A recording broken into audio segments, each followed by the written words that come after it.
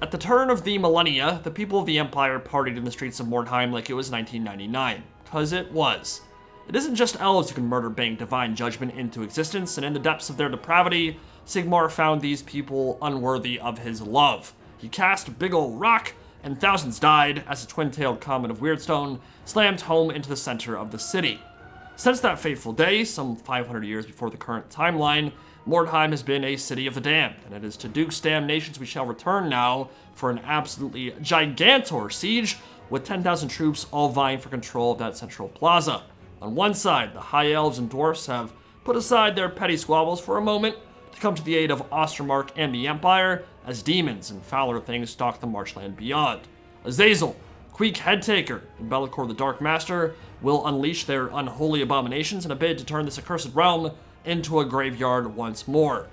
As always, huge shout out to FSF Ranger for his awesome work on this and many other maps in the past, over the life cycle of games 2 and 3, and Frodo for his guides, bringing the joys of map making to many others over the last 5 years. And as we begin our flyover, you might notice this place is freaking huge, and there's a rather unpleasant portal lurking in the center of the city. It might just be a problem if you're the defenders, and even with the magical might of Teclis and Lore Masters of Hoeth, demons crawl out of your butt is quite the unfortunate complication, and not something you want to deal with when Belakor the Dark Master is laying siege out front. For now, thankfully, the demons are mostly outside the walls, but Belakor, Azazel, and a host of plague drones don't have much care for tall towers, and they'll soon be casting their shadows over the defenders. So demons, Skaven, and Warriors of Chaos are in the attacking role for this one, with a mighty host at their disposal, more than 6,000 troops on the attacking side. Remember, stats, formations, and balance will be different here as we're playing with a total overhaul mod, but most of it shouldn't be too foreign. We've done many battles with this mod and SFO on our channel in the past. Not going to be too different here, but there will be some things that you maybe don't recognize. For now, the forces of chaos are assaulting the eastern gate, the Skaven assault the center point, and they have something pretty sneaky planned out further west. Keep an eye out for the monsters, for there are things in these woods with tentacles and shining eyes bearing the stigmata of mutation, the Vortex Beast, and the abominations of Hell Pit, watching on as Queek Headtaker and his merry band of ratmen open up with a salvo of Warp Lightning Cannon and Poison Wind Mortars. Upon those battlements, of course, wait the steadfast order of Lore Masters, led by none other than the Archmage Teclis, bearing the physical marks of the Curse of Anarion. One of the finest, if not the finest spellcasters in the setting, would like to give even Mazda Mundi a run for his money. Probably a bit less powerful overall in terms of raw carnage unleashed, but figure he might be a bit craftier and more surgical in the ways he wields those winds. And at the western gate, the Dwarfs have sent a small holding force, should gutter runners or something more sinister attempt to breach over there. And the main force of the Dawi is currently holding the eastern gate as well, where I think the hammer blows from Belakor and Azazel will land first. Hell Pit Abomination, already through the gate. That did not take long. Has taken some damage from fire up top, but the Arcane Phoenix has left the safety of the battlements and is waiting for a big-time Ember Storm, a vortex from above that should rip up quite numberless hordes of Skaven. There's no limit to the amount of times the Arcane Phoenix can cast this spell. It's just a cooldown, so it should see a lot of usage this game. Storm Vermin can feel its wrath, but one thing you will notice is that the Arcane Phoenix of Duke's Damnations is incredibly fast, like 150 speed or something, so lining up that vortex is not easy. You basically give it a tiny movement order, and it's already past the enemy unit. So lining that up will be a challenge for the High Elves in this one.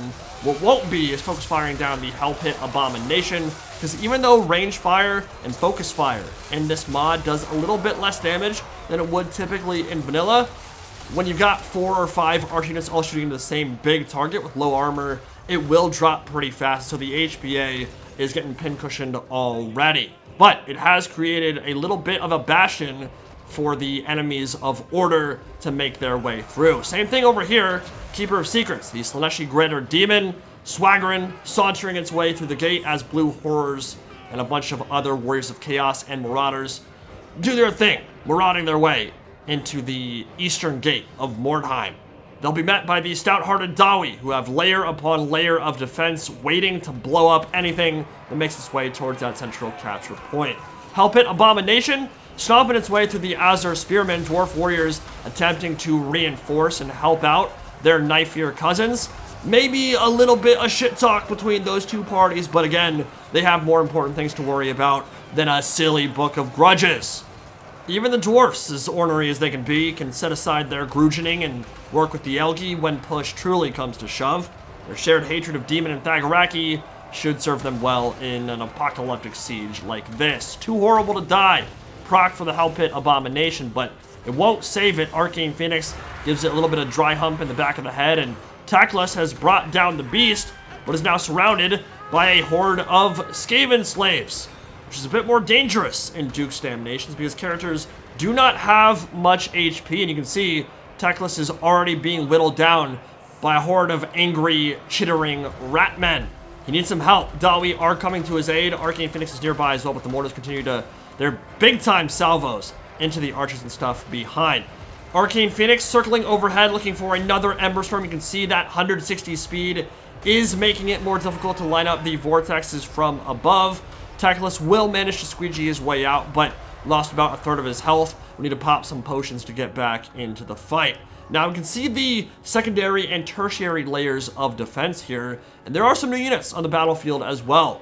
Scholars of Hoeth are one such highlight, primarily range unit from the Elgi School of Witchcraft and Wizardry. They can do what most mages in this game wish they could, what I think many of us would have liked to see in Spellcaster's original designs in the first place, that their actual attacks are magical in nature. They're basically short-ranged artillery, not too dissimilar from how magic kind of functioned back in like Call of Warhammer back in the day. Basically, they can cast spells from multiple lores of magic, which changes the color of their primary attack. They are the central capture point, alongside a Steam Tank and Volkmar the Grim, and the bulk of the Empire defenders, but there are still some at the Eastern Gate, currently being overrun by Plague Bearers, Blue Horrors, and all sorts of nameless monstrosities. Bloodletters and a Plague Hulk of Nurgle come to the gate right now. Belakor and his flyers, Doom Knights of Tzeentch, currently making their way deeper inside the city, going after Dwarf Warriors and perhaps some of those isolated range troops. Meanwhile, Teclis and the Dwarfs are still fighting tooth and nail for this central gatehouse. High Elf Warriors are holding the battlements for now, but there's going to be so many Storm Vermin and Clan Rats making their way up those ladders and siege towers that they probably won't be able to hold out for too much longer. Now here is the sneaky Skaven play I was talking about. Saboteurs, essentially gutter runners with devious explosive weaponry, making their way to the western gate, and there are not a lot of Dawi out here. I think they kind of sniffed out that there might be some kind of ambush over on this side.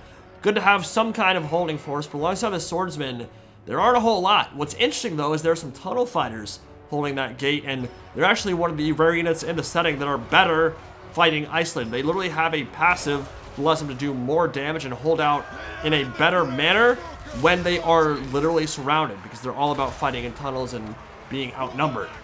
The Headtaker is to the breach, and true to his name, Dwarf Gouger is going to be taking craniums from the Dawi, left, right, and center. He's with a Mutalith Vortex Beast, one of the most impressive monsters in the setting, and its rampage is going to prove difficult for the Empire, High Elf, and Dwarf defenders. They have been forced to retreat some of their archers. They don't want to be overrun by the Vermintide, and that means big time, I'm firing my laser type of shenanigans are going off. They're going to have to retreat here and get back inside that central capture point. Otherwise, they're going to find themselves overrun by the Vermintide. Arcane Phoenix is still there. Teclis is actually still in this capture point. He has not retreated past the safety of that first line yet, but now that the Skaven slaves and Storm Vermin are making their way through, now that napalm is being spewed at the attackers from makeshift barricades in these alleyways, Dwarfs may want to back up here and give those Iron Drakes more space to shoot. With that said though, Warriors of Dragonfire Pass do have flame resist, I believe, so they may be able to hold that choke point down and just fire into the midst of it as long as Teclis isn't getting friendly fired. And hell, if you're the Dawi, maybe even if he does get friendly fired, you're not going to be too upset about that. Now, the War of Vengeance, the War of the Beard, it's raged for many millennia, if not truly on the physical plane, then at least in spirit, and I think he had a similar idea, did that Archmage of Safari. He just said, you know what, F it, my boys are down there, let's blast some Ratmen, and hell, if I kill a few Dawi along the way, what's the big deal? Fiery Convocation didn't just kill a bunch of Skaven, in fact, it probably killed more Dawi than to kill Ratmen there, because the Ratmen retreated, they saw it coming, and it bounced off the walls, and didn't one-shot, but did a lot of damage to those Warriors of Dragonfire Pass, and their Flame Resist, if they have it, didn't seem to do a whole lot for them there. Too much AP component, possibly. Bloodletters pushing their way down the city, moving through these side alleys as the Grudge Rakers and Thunderers open up and get some good volleys in. You will see many Lesser Demon fall to Dawi technological advancements here, the supremacy of superior gunpowder technology, but sometimes all you need is a bit of pig grease, some fiery red hair, and charging into melee without armor or even shirts. Dwarf Slayers charging in there, Keeper Secrets moving down the separate alleyway and maybe looking for some kind of flanking opportunity. So, let's check out what's happening over at the western gate. It looks like the Skaven are trying their best to make their way through, but the Shield Breakers are holding in this choke point, and they are quite literally meant to be surrounded. They get better leadership, better melee attack, and better melee defense if they are fighting alone. So, even though the Saboteurs and Storm Vermin are trying desperately to get around behind them, even if they do, those guys will perform pretty much better than any other unit in the game in that kind of isolated situation. So, we'll see how they perform. For now, Swordsmen probably going to get blown up by grenades up on top of the ramparts. Defenders are looking real thin over on that side, and of course, attackers do have the numbers advantage here. Balance of power is in their favor for the moment. Arcane Phoenix with the third Ember Storm of the game. This one will mostly just clip some units, deal some decent damage to Slave and Clan Rats, and make their way over towards the Poison Wind Mortars, but there hasn't been a whole lot of damage output from those mortars. They've been relatively unimpressive this game. They've been firing the entire time and just have not done much damage, maybe having a difficult time actually landing shots over the top of the walls. Dwarfs are ready and willing and eager, waiting for that opportunity to kill more Ratmen as they charge through into the choke points. The Iron Drakes in particular, those napalm flamethrowers, will be a big issue for the Vermin side on that side as the Plague Hulk makes its way into melee against Dwarf Slayers. Now, the Chaos Warriors are coming. Belakor is still watching, doesn't want to commit too soon here. No reason for him to do so. Doesn't want to get blown up by the Steam Tank and all those powerful Null Ironside expensive range troops in the rear. Iron Drakes would also do a number on him if they were able to get in range, but he's content to watch the show for now. He's like one of us, just one of the disembodied spectators, just biding his time, waiting for a good opportunity to strike, but it may not come for a while yet. Dwarf Thane in the middle of everything, beasting his way up against the Clan Rats and holding them in place as the Iron Drakes continue their fiery deluge into the midst of their number, getting all kinds of kills here. And you see this try all the time in single player and campaign. This is a great way to handle numberless tides because you can basically just force them to really bunch up around a single high armor, high HP single entity and then just blast it to pieces without having to worry about friendly fire at all. So those Iron Drakes are racking up a terrible tally there. And the High Elves are leaving the safety of the Central Capture Plaza alongside some Empire Swordsmen and reinforcing the Dawi here. There were some Bloodletters that made their way around behind the flank into some Longbeards, and now with the rear charge from the Dragon Princes of Kalador, Bloodletters will disappear back into the warp from whence they came. Beautiful charge there. Beautiful teamwork from all three Order factions, and that's what you like to see. One of the great things about these team battles, you get to see those synergies that you normally wouldn't ever be able to see in a 1v1 or even a 2v2. And the Dwarfs are honestly some of the best allies in the game. You'll know that if you've allied with them in campaign, getting something like Iron Breakers to hold the line for you, or maybe Dwarf Artillery. They just seem to synergize super well with a bunch of other factions because of their own specific niche and playstyle. And here, the Scholars of Hoeth are opening up, and you can see the last spell they cast was from the Lore of Light, so or Heavens, I'm not sure which actually, but no matter what lore of magic you cast, those range attacks will change color to match, which is a pretty cool detail. And though they won't do a lot of damage from far range, once you get up close, that is when that damage really starts racking up. And those explosive projectiles ripping through the Plague Bearers, getting some good kills and damage there, and they're down to about half HP as the Scholars of Hoeth retreat. Dragon Princes of Kalador are right there to reinforce, and it might be a nasty approach for the Demons of Chaos. Those defenses are looking quite powerful. They're layered, they're structured, they're ready for this attack, and they've got all kinds of powerful ranged troops in the rear to make this approach even more deadly.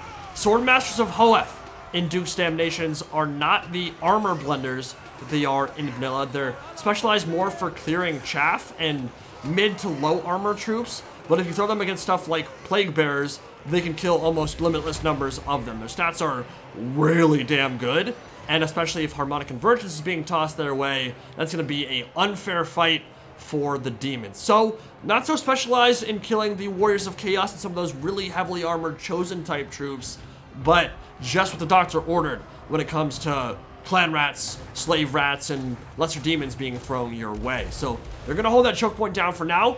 Scholars of Hoeth have retreated back into the center to fire down where the Skaven are coming from. Mutilith Vortex Beast, once more onto the breach, my friend, once more, or clog these walls up with our Ratmen dead. And the Arcane Phoenix has maybe bit off a bit more than it can chew. It's too close right now. The Teethbreaker Rattling Guns opening fire and dealing quite serious damage to the Phoenix. It will have to retreat and maybe have a regrowth sent its way. It has overextended for the moment. So has the Mutilith Vortex Beast, getting a taste of that focus fire coming in from the Elves, the Dwarfs, and the Empire Defenders. Fiery Rebirth might kick in here if that Phoenix stays around a little bit too long, and it did. Lost about a third or a half of its HP to those Rattling Gun volleys, but did notice it in time, has pulled away, and should be able to get healed back up. So, Skaven and Chaos looking very strong right now. They've established quite the foothold inside the city, but now they've got the bulk of the Imperial Defenders to contend with, and that is super unfortunate. Techless with the friendly fire once again. This time, it wasn't an actual spell, it was the miscast. And yeah, miscasts are a bit more deadly in this mod too. That killed 6 or 7 of his own Dragon Princes, and that means no regrowth, no healing can be sent their way and get those models back. So that is a painful loss for sure. Skull Crushers of Khorne have been unleashed by Belakor, and they are on the hunt, they are on the prowl, and they are amongst the most elite in the Chaos Arsenal. They are a big problem alongside these huge Warhounds. They are looking for some straggling Dawi defenders and looking to make sure they don't link up with the rest of the army in the center of the city. Forsaken, maybe the Demon Spew, looking a bit nurgly there, pushing forth and killing some Empire defenders who don't look like they'll be able to escape. Grudgeraker, point blank volley, taking the heads off some Forsaken. That was badass, and Rangers are trying to retreat here. I believe those are Ranger Grudgerakers, and they are sprinting their way from the attackers. It looks like some of the Slayers, maybe Ungrim Ironfist, will be cut off and unable to link up back with the rest of the army. We'll see how that goes. Another Vortex, this time I believe from Teclis, maybe from Volkmar, but a banishment in the middle of the Skaven horde. They've done a good job of winning the blobs you'll typically see from the Vermintide. Queek Headtaker is one of those smarter... Oh, what? That is a lot of Imperial bodies right there. What happened there? Was that friendly fire from the Vortex? Is right where the banishment dropped, but I don't think Volkmar killed his own. Chosen moving forward. Skaven have done a good job not sending everything into the breach, because that's how you just get your entire army blown up by artillery and by vortex spells. Instead, kind of sending 1 or 2 units at a time just to prod and poke and test those defenses. Now the elites are being committed, and these Chosen will be a difficult unit to slay. They can't be killed easily by magic. Certainly can't be killed easily in melee. Maybe steam tank volleys with canister shot down the flank will do some good here. And point blank shots from that industrial monstrosity will certainly help a lot. Regrowth or Earthblood being sent the way of the Arcane Phoenix and the Dragon Princes down below. But remember, 7 of their number killed by an overcast, or miscast rather, from Teclis. And Ungrim has broken through the attackers and looks like he'll be able to make it back to Central Plaza, where the Defenders of the Flame, or rather Keepers of the Flame, Phoenix Guard, and some of those truly elite troops are holding on. Speaking of elite, Hammers are holding down this choke point, and though they are surrounded by the Demon Spew, by Forsaken, by Marauders and Chaos Warriors of Khorne, Demons and other unholy abominations, they have certainly given more than they've gotten. 131 kills, a lot on elite troops. Kicking ass over there, but they might be on their last leg. Still, the defenders are in pretty good shape here. They have a very powerful contingent. Most of it has not been committed yet. Most of their elites are still alive and in good shape. We have seen the hammerers and perhaps some of those shield breakers dropping, but other than that, most of the elites for the Empire, for the High Elves, and for the Dwarfs are still around, and it's always a good sign, actually, when as the defenders, you've had your archers fire all their ammunition, or your gunners fire all their ammo. It means they've done all they can. Now they can just be chaff, throw them into melee, and tie things up so you get more time for your magical outpouring and your artillery to do its work. White Lions, on the other hand, are differentiated from Swordmasters and being more of those armor crackers, and they'll be a really good choice against the Chosen, who are retreating from Teclis and his Vortex spells. Only the teeniest bit of friendly fire with this particular Chain Lightning. Yeah, maybe a few Imperial defenders were killed by that, but that was worth it. Done some good damage to Skaven and Chaos Warriors, so we're trending in the right direction for the High Lore Master of Safari, and the main causeway leading to that huge meteoric crater in the back of the map, well, it's certainly getting clogged with the bodies of the attackers. Forces of Order making them pay for every single inch of ground they try and cover. Slave Rat summons in and behind the White Lions, trying to put some pressure on the Order range play, and Shadow Warriors up to 55 kills, shooting in on some high-value infantry and targets in this main approach. What is that? Some kind of vortex. My guess is that would be the bubonic plague wind from a plague priest. Yes, indeed. The Baron Bubonicus, the Pope of Pestilence, Lord Skrolk in effigy, rising up and really not doing a whole lot of damage. It looks like the Order forces managed to dodge the worst of that spell. Imperial Engineers, what I would consider to basically be known Ironsides, essentially shooting in on the Bloodletters and Warriors of Chaos as they charge through. Vortex spell from Belakor will be dodged. They'll turn back around and enter a kill box that could be brutal for these attackers. This is exactly what you want to do if you are defending the center of Mordheim or any of these big cities. Get them in, let them in piecemeal, and then blast them apart from 3 or 4 different angles. And of course, stagger your melee troops so you have space to shoot through it. Yeah, this is a kill box of epic proportions. This could be horrible for Belakor and his demonic legions if he overcommits here and isn't able to shut down all that range play. And remember, Ungrim Ironfist is still alive. He made it back to the plaza. So that's always an option for killing some of these expensive, powerful entities like the Keeper of Secrets and Belakor, Azazel, those kinds of SEMs. Ungrim is a problem for them.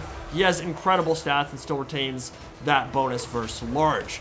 Phantasmagoria, minus melee defense and melee attack in an AoE. Looks like some leadership effects as well. Demons might be pouring through the breach here. Scholars of Hoeth are looking to plug those gaps with a deluge of magical fire. High Elves still holding on to their elites for the moment. Dragon Princes and the Keepers of the Flame waiting in the wings. Lash of Slanesh breaking up the Scholars of Hoeth formation but not dealing very much damage to them at all. High Elf Archers are charging forward and routing a bunch of Skaven. They've been doing work this game, and a Chain Lightning from Teclis over on the eastern side of the city. And more not-so-friendly fire. Swordsman now feeling the Archmage's wrath. For the love of God, Teclis, please do something other than killing your own troops. It's not his fault, though. Keeps bouncing off walls at weird angles and just going the wrong way. To be fair, he's still done a lot for the defenders, but damn, those friendly fire incidents certainly do hurt, and the Warriors Dragonfire Pass and the Swordsman not very happy with the Archmage. Skull Crushers of Khorne have charged forward, and now they are in the kill box. Imperial Engineers and the Scholars of Hoeth forcing them backwards. Some Grudge-Raker volleys from point-blank range, really putting some work in. Skaven Slaves summon, not under control for the moment. Queek Headtaker looking for a duel, but Volkmar the Grim should be able to beat his ass atop his War Chariot with that regen as well. I don't think the Skaven have access to any healing on their roster outside the Hell Pit Abomination, which died in the opening salvos of this battle. Chaos Warriors, Blue Horrors, Pink Horrors, all kinds of horrible things marching their way from the western gate. And speaking of Elven Elite, the Swordmasters of Hoeth already up to 75 kills. Full HP, only lost one model, getting ready to charge back into the fray. Pit of Shades from Belakor the Dark Master, uncaring for his Vermintide compadres. Blast them all! As long as some defenders die, it was worth it. Sucked them all up into a vortex and sent them screaming to the void. Imperial Engineers with a brutal volley into their flank, and that'll cause some routes. And still, we're 25 minutes in. This battle's pretty even. Balance of power is in favor of the attackers, but they started out that way. One of those things where as soon as single entities start dying, that balance bar should start shifting pretty quick. And I think the defenders still have what they need to win this battle. It's hurting, though. Both sides are pretty beat up. You can see the bodies of attacker and defender alike. Order and chaos plastering the battlefield. Torrents of blood running through the streets, and here come the Keepers of the Flame, the elite Phoenix Guard. So High Elves are bringing out the big toys. Dragon Princes with so much room to maneuver here. They could be a linchpin, a huge X factor for the forces of Order, able to run down anything that breaks through into the back capture point and essentially get free cycle charges in on anything that opens their flanks up. Skull Crushers charging forward into the Imperial Engineers. Arcane Phoenix watching on, waiting for a good opportunity to strike. Doesn't want to commit too early. Gets surrounded and cut to pieces. Phantasmagoria coming down from Azazel for the second time. And High Elf Archers in square formation with about a fourth of their ammunition remaining, getting hit by a Pestilent Breath from the Plague Priest. Arcane Phoenix dropping another Ember Storm. Chaos Warriors managed to dodge the worst of those effects. Teclis casting more healing, and it looks like the Skaven and Mutilith Vortex Beast have broken through in the main causeway alongside the Keeper of Secrets, but Flagellants and other unbreakable troops are holding out as best they can. Daughters of Chaos charging forward. Looks like a harmonic convergence going down on the Swordmasters, who took a lot of damage in the last fight. Apotheosis, rather. Heal for them. Up to 112 kills now, but must have gotten their asses beat by a combination of single entities and spells. Almost 30 minutes in, and the battle is still very much hangs in the balance. Dragon Princes really about to start putting in some work for the forces of Order. They have so much space to maneuver here, so much space to cycle charge. And the Keepers of the Flame Phoenix Guard, 100 melee attack, 120 melee defense. Of course, stats very different in this mod than they are in vanilla, but still, that is a powerful stat line. And they are going to be a tough nut to crack for a lot of these kind of mid-tier infantry and low-tier infantry. Skaven slaves broke the second they saw those elite halberds. Teclis shouting, "I choose you, Moltres!" Big fiery convocation, ripping through. Again, not a super impressive spell there, but offensive magic is not quite as impactful in this mod as it is in vanilla. Spells are a little bit slower. They can do tons of damage, but they're easier to dodge. And of course, at this point, the attackers are quite spread out now. They don't really have the numbers and the blobs that would really be easily punished by Vortex or Wind spells. Azazel, Prince of Damnation, just got his ass beat by the Arcane Phoenix. That duel went horribly for him, and he will fall. Phantasmagoria will not help. The elite Bird of Prey, the Articuno for Teclis. He's got all legendary birds except Zapdos, I guess. Putting down the Prince of Pleasure, and Azazel will not plague the Empire again anytime soon. And I think that came down to some good support spells coming in from Teclis and from the Scholars of Hoeth.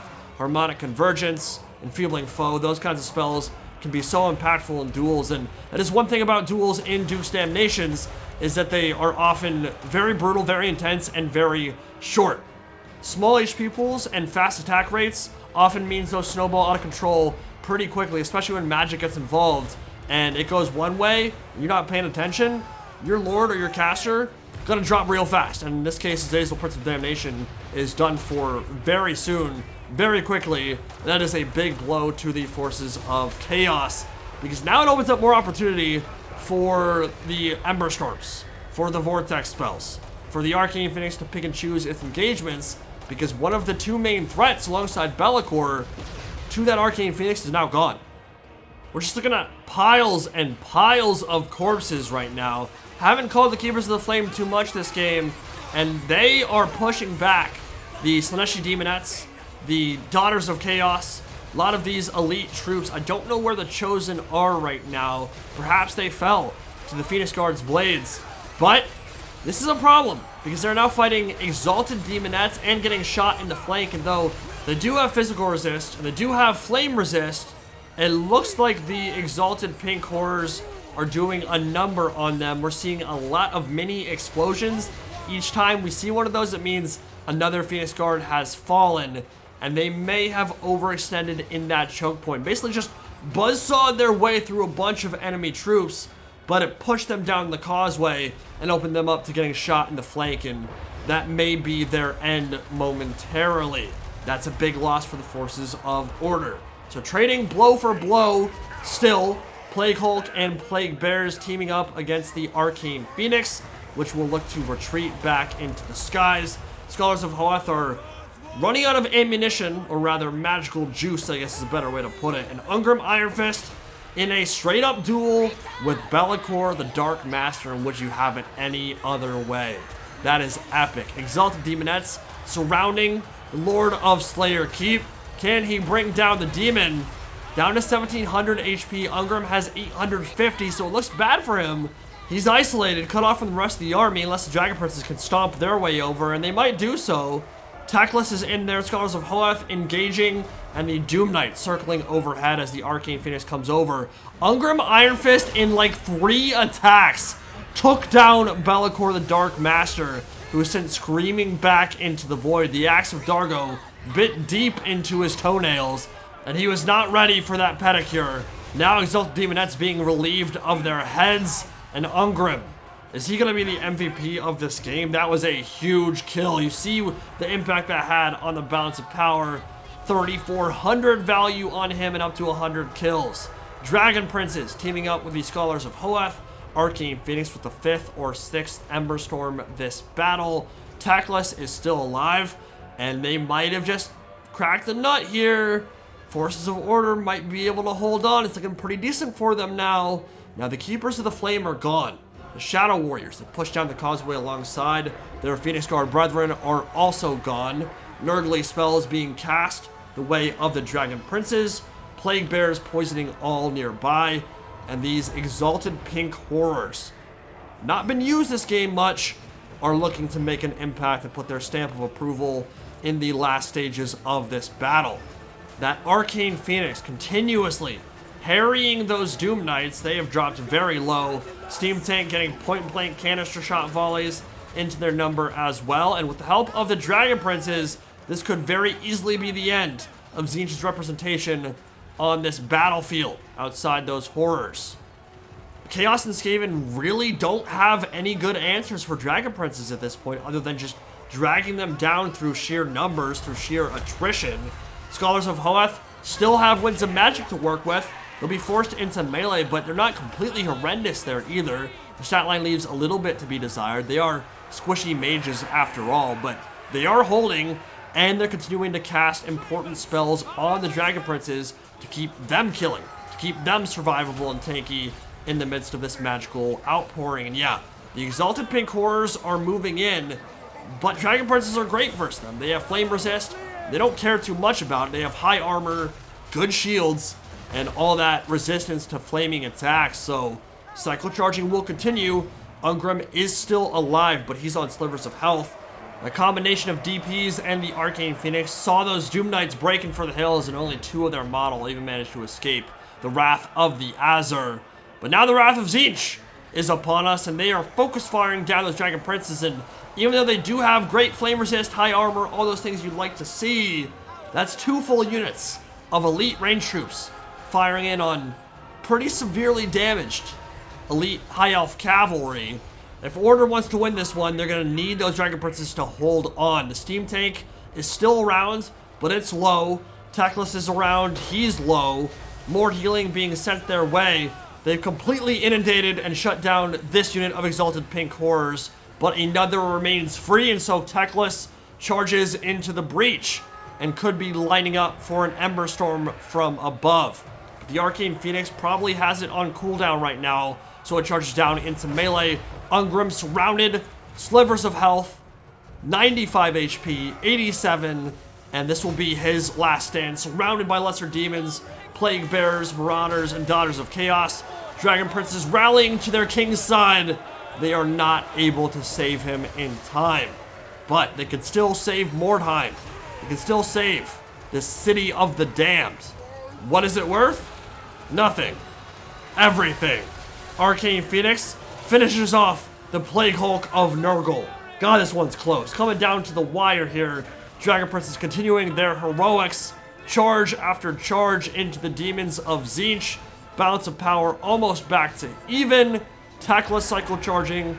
Omen of Azurian cycle charging. Steam Tank is still shooting in point blank, getting big time cannonball volleys down the flank of each of these wounded units. The Dragon Princes, whatever they touch, they seem to rout except these tanky lesser demons of Tzeentch, the exalted pink horrors, holding on better than they have any rights to. Remember, they're good in melee too. They are elite. Can the Steam Tank, Dragon Princes, and Arcane Phoenix finish them off? Will the remnants of these Chaos Warriors coming in from behind prove too much for the forces of order? Even the Swordmasters of Hoeth are still in there fighting. To the last man, to the last elf, 237 kills on them. And a plaza of Weirdstone that was once teeming with life at the start of this battle is now a graveyard, piled high with the corpses of the fallen. And the Order of Lore Masters making their last stand. There's nothing left of the Imperial Army. There's nothing left of the Dawi. Only shreds left of chaos. And in the witching hour, with the Doomsday Clock almost at midnight, the Scholars of Hoeth will cast their final spell, a Harmonic Convergence or Apotheosis on the Dragon Princes, and then find themselves surrounded by Skaven, by Marauders. They will be cut down to the last, and it will be the end of a glorious last stand for those elite of Sapphire. The elite of Kalador now riding to wrath, riding to ruin, and the world's ending. And it may just prove a little bit too much unless the Omen of Azurian can find a way to fiery rebirth and essentially get full HP. Then some terror routes could come in. Tekla's falls to a bolt of change from one of those exalted pink horrors. Dragon Princes are about to rout now. There's too many troops on the field. Balance of power shifting heavily in Chaos favor, although they only have a few hundred models remaining, if that. It comes down to the Phoenix. Can there be one more Ember Storm? Can there be one more final fiery rebirth to bring the Phoenix back into the fold, to bring it back to full HP, to push back the tides, and win? Here comes the Vortex. It's a good one. Right in the midst of their army that should be dozens killed. Drop down, maybe get a terror route, maybe cause some disintegration. 170 kills for the Omen of Azurian. It charges down into the fray. It will get surrounded here, but there may be some terror routes on top of that, and it really comes down to whether it hits the heal cap on Fiery Rebirth or not, or whether it even procs, because it doesn't always. Sometimes it roars back to life, sometimes it dies with a whimper. Couple more attacks in here. It falls, explodes, and does some really good damage there. But that is going to be the end of the battle, and Chaos and Skaven win with, man, a handful of troops remaining. Actually, the Steam Tank's still alive. It was over on the other side of the plaza. We missed it. It will make its last stand now with 200 HP, but yeah, it definitely cannot terror out enough of these Skaven or Chaos Warriors to win. Super fun siege battle, though. Duke's Damnations.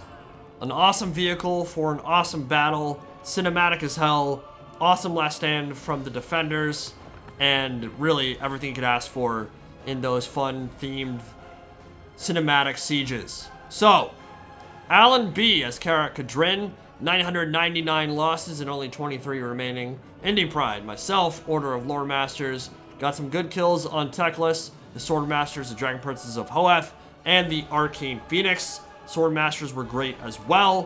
For Alan, Ungrim Iron Fist was probably the MVP of the battle. Almost 4,000 damage value on him. Took down Belakor and a bunch of elite infantry by himself. Iron Drakes did amazing that game. For the Empire, Volkmar the Grim had some good banishments and outdueled Queek in melee. Flagellants and Steam Tank held the line for a very long time. For the Duke and the Warhost of the Apocalypse, Azazel was an embarrassment. 4 kills, almost no value whatsoever, but the Skull Crushers and Mutilate Vortex Beast were quite beastly. Hellpit Abomination did its job of creating a foothold for the Vermintide and Chaos to flow through behind. Queek did some good damage, and overall the Skaven were more in a support role with their artillery, but the Poison Wind Mortars were somewhat disappointing, I would say. Rattling Guns did great, especially the Teeth Breakers. And finally, for the dreaded Swordian Enjoyer, looks like Belakor Keeper Secrets did okay, Plague Hulk as well, and those Exalted Pink Horrors at the end of the game managed to seal the deal for the Forces of Chaos and take Mordheim. Great battle, hope you all enjoyed it. See you in the next one.